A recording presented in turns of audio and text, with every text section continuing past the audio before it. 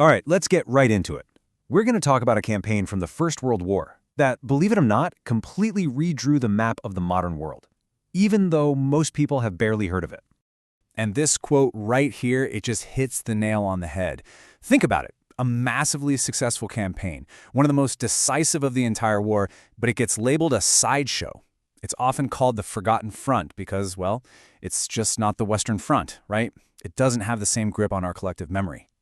Before we dig deeper, a quick reminder, please don't forget to subscribe to my channel, turn on that notification bell, and share and like my videos. All the information we're covering today is compiled from open sources. Thank you so much for that, it really helps. So that's the big question, isn't it? If it was just a sideshow, how could it possibly have changed the world? Well, to get to the bottom of that, we have to wind the clock back to 1917. And let me tell you, 1917 was a really, really bleak year for the Allies. I mean, just picture it. The Western Front in France is just a meat grinder, a complete bloody stalemate. Morale back home in Britain is hitting rock bottom. The Prime Minister at the time, David Lloyd George, he's desperate. He needs a win, anywhere, just to give people a little hope. And his eyes turn away from the mud of Europe to the sands of the Middle East. He sees a chance to strike a blow against the Ottoman Empire, which he knows is creaking at the seam. And who do you send to get a victory like that?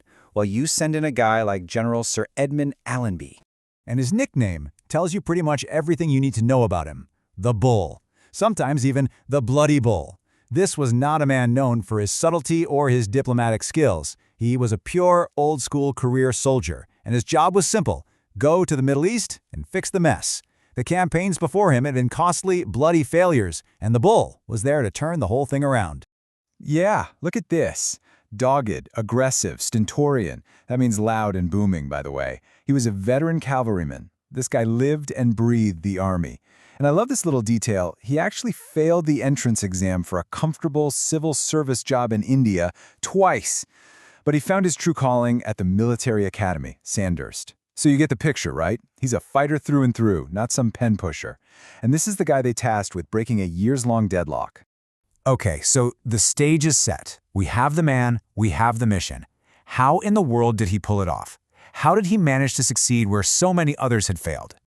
Well, for starters, he wasn't exactly working with a shoestring budget. He was given command of the Egyptian Expeditionary Force. And look at that number, over 450,000 troops. This was a colossal, multinational army. But you know, numbers aren't everything in war. It was what he did with them that made all the difference. He basically dragged the campaign, kicking and screaming, into the 20th century. While his counterparts in Europe were stuck in miserable trench warfare, Allenby created what was essentially a symphony of destruction. He combined everything: infantry, cavalry, airplanes, armored cars, to create a war of constant movement. Think about the logistics. His army had thousands of trucks and even pipelines pumping water across the desert. The Ottomans, they were relying on wells and donkeys. It was a total mismatch. And on top of all that, he had a secret weapon: intelligence from operatives like T.E. Lawrence, using the Arab Revolt to cause chaos behind enemy lines. And boy, did it work. The results were just incredibly fast. It was like a domino effect. In October 1917, bam, he smashes through the Ottoman lines at Gaza. Just 2 months later, he's marching into Jerusalem. The advance just kept rolling, leading to this huge, decisive victory at the Battle of Megiddo, and by the end of 1918, his troops are in Damascus. He didn't just defeat the Ottoman armies in the region, he completely shattered them. And back in London, Prime Minister Lloyd George was absolutely ecstatic. This was it. This was the victory he needed. The capture of Jerusalem wasn't just a military objective, it was a massive propaganda coup. He famously called it a Christmas present for the British people. It had this huge symbolic weight, echoing the history of the Crusades, and it made headlines all around the world.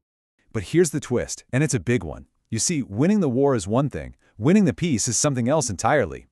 Allenby's brilliant military campaign solved one problem, but it unleashed a whole new set of political ones that would prove to be far more complicated. His victory wasn't just a victory, it was a political earthquake. Think about this for a second.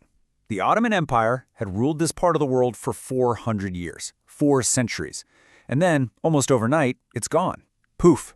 That leaves a massive power vacuum, total chaos. And guess who's standing there, ready to step in? Great Britain. The problem was, they'd already been making a lot of promises to different groups about who would get to run the show next. And those promises, well, they didn't exactly line up.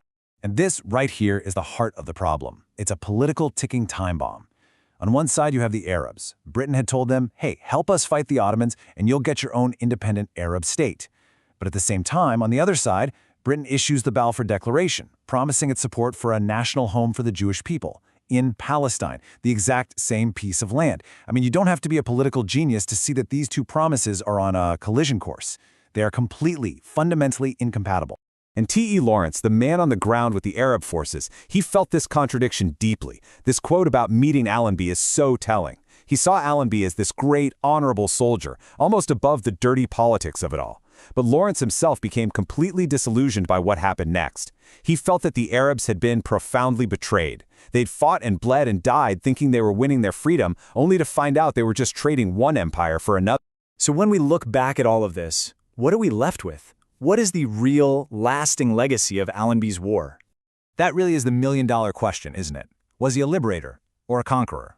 The answer, like most things in history, is it's complicated. I mean, yes, he absolutely liberated the region from 400 years of Ottoman rule. No question about it. But what came next wasn't freedom. It was a new era of British and French control, repackaged as something called the mandate system. So, in a way, he was both. He was an agent of change, for sure, but that change meant swapping one empire for another. And that's the real takeaway here. The military campaign, the fighting, it was all over by 1918. An empire was gone. But the political fallout, that was just beginning.